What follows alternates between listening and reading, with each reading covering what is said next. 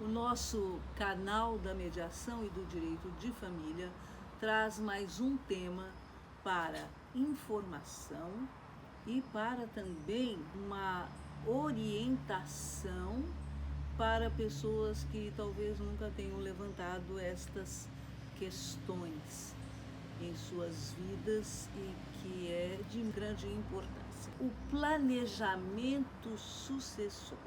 Nós vamos falar neste vídeo uma introdução e numa segunda oportunidade, no segundo vídeo, sempre às quartas-feiras, nós traremos uma complementação deste tema. O que é o planejamento sucessório? Primeiro, sucessão em direito quer dizer sucessão por morte. Se alguém morre e deixa patrimônio, há um interesse do direito para regular os efeitos patrimoniais desta sucessão. Sucessão de quem? Daquele que era o dono para aqueles que são os seus herdeiros. Sempre, toda morte com patrimônio tem sucessão. E se não houver herdeiros?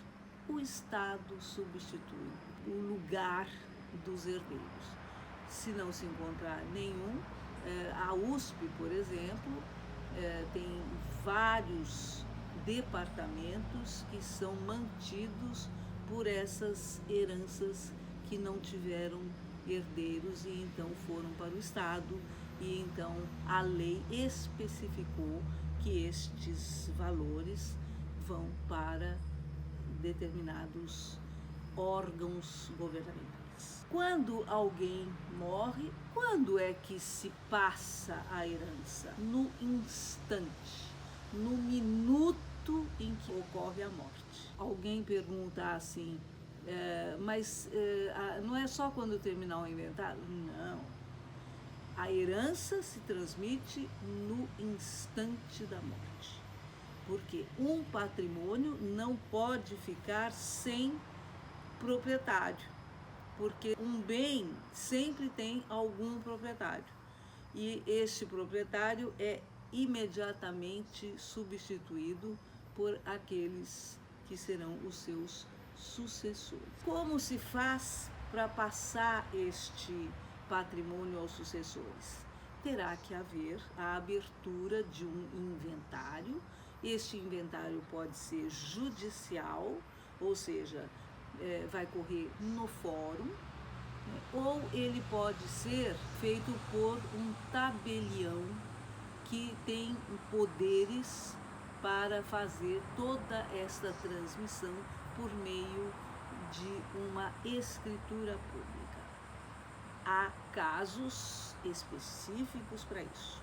Para que seja feito um inventário notarial ou por tabelião, é necessário que estejam todos os herdeiros de acordo e não haja herdeiro menor de idade ou incapaz por alguma doença, alguma coisa, ou algum herdeiro não encontrado, porque aí não é possível fazer esta maneira tão prática, tão civilizada que é esta forma de inventar. Como é que esses bens vão ser transmitidos? Será feita uma abordagem de todos os bens e haverá uma incidência de imposto, e esse imposto é de 4% sobre o valor.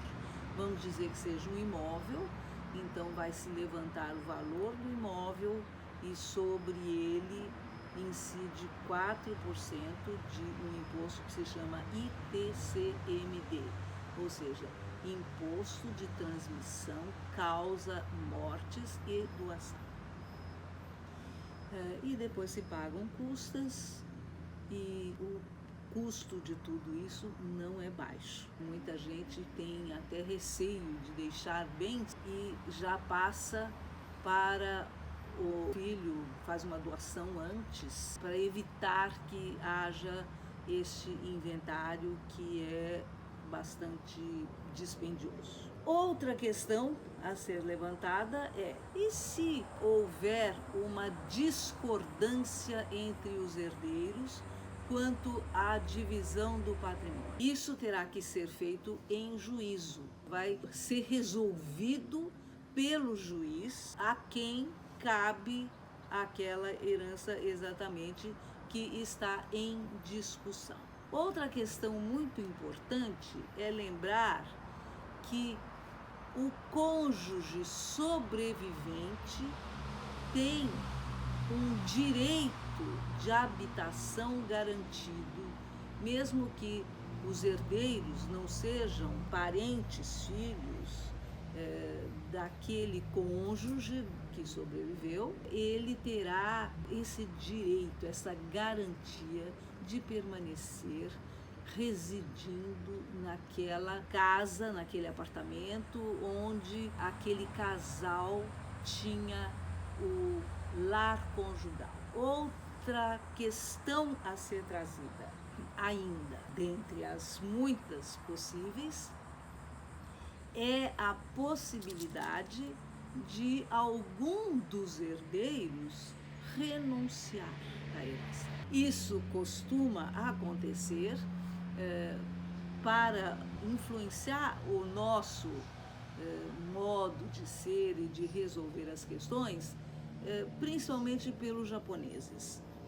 Quando morre um dos cônjuges, os herdeiros filhos renunciam em favor daquele cônjuge sobrevivente, porque eles acham que eles não podem tomar posse de uma herança legalmente que lhes cabe em detrimento ou do pai ou da mãe. Então eles abrem mão desta herança e isso se chama renúncia. Eles deixam de receber aquela herança e ela volta para o que se chama monte mor, que é o conjunto dos bens que compõem aquela herança, aquela sucessão por morte. Outro fato bastante frequente é que não se encontre um dos herdeiros, ou outros, mais de um herdeiro, porque está em lugar incerto e não sabido. Digamos, por exemplo, que morra um tio muito idoso e que foi praticamente esquecido pelos seus irmãos ou sobrinhos. Então, quando se vai buscar quem são os herdeiros daquele falecido, esses herdeiros não são encontrados. E como fazer? São mecanismos que nós não vamos tratar agora, porque são extremamente técnicos e não é o nosso propósito aqui. A importância deste vídeo é trazer informações úteis para qualquer pessoa, que seja do direito ou que não seja uma pessoa comum e que tem interesse em saber, até para poder tomar decisões a respeito do seu patrimônio, como quer fazer que as coisas aconteçam após a sua morte. Pode ser deixado alguma parte do patrimônio, por exemplo, para uma ONG. Pode ser deixado uma parte maior para um filho, ou então pode ainda haver a decisão de deixar uma parte da herança para quem não é filho.